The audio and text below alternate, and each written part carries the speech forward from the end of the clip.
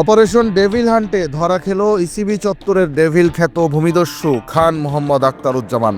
শত শত পরিবারকে করেছেন সর্বশান্ত। হামলা থেকে বাদ যায়নি প্রখ্যাত আলেমও। এখনও চেষ্টা করছেন ছাড়া পেতে। বিস্তারিত দেখুন মোহাম্মদ মইনুল ইসলামের প্রতিবেদনে। রাজধানীর ইসিবির ডেভিল খ্যাত ভূমিদস্যু খান মোহাম্মদ আখতারুজ্জামান অবশেষে অপারেশন ডেভিল হান্টে যৌথ বাহিনীর অভিযানে আটক হয়েছেন।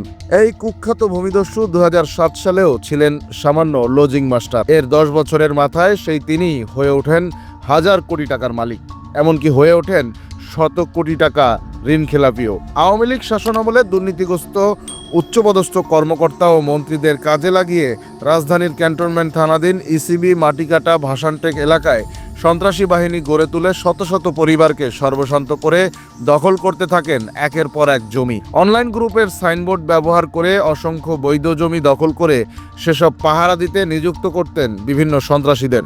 তার সন্ত্রাসী বাহিনী ইসিবি এলাকার বেশ কয়েকজনকে গুলি করে গুরুতর আহত করেছে বলেও অভিযোগ রয়েছে। শুধু তাই নয়, জুলাই বিপ্লব চলাকালীন গত 22 জুলাই বৈষম্য বিরোধী ছাত্র আন্দোলনে অংশ নেয়া শিক্ষার্থীদের বিরুদ্ধে মামলাও করেছিল খান মোহাম্মদ আখতারুজ্জামানের মালিকানাধীন অনলাইন গ্রুপ। আওয়ামী লীগ শাসনামলে খান মোহাম্মদ আখতারুজ্জামান সর্বদা প্রশাসনকে হাতের মুঠোয় নিয়ে চলতেন। ফলে তার অপরাধের কোনো বিচার না হলেও উল্টো ভুক্তভোগীদের ফাঁসিয়ে দিতেন বিভিন্ন মামলায়।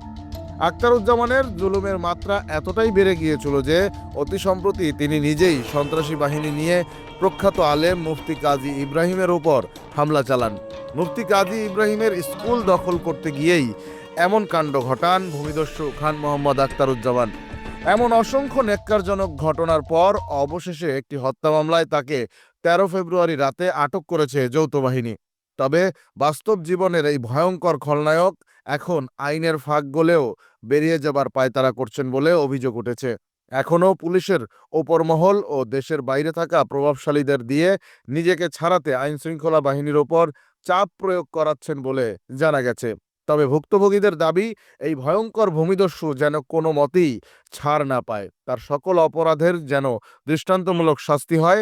সরকারের কাছে এ ব্যাপারে জোর দাবি জানিয়েছেন তারা।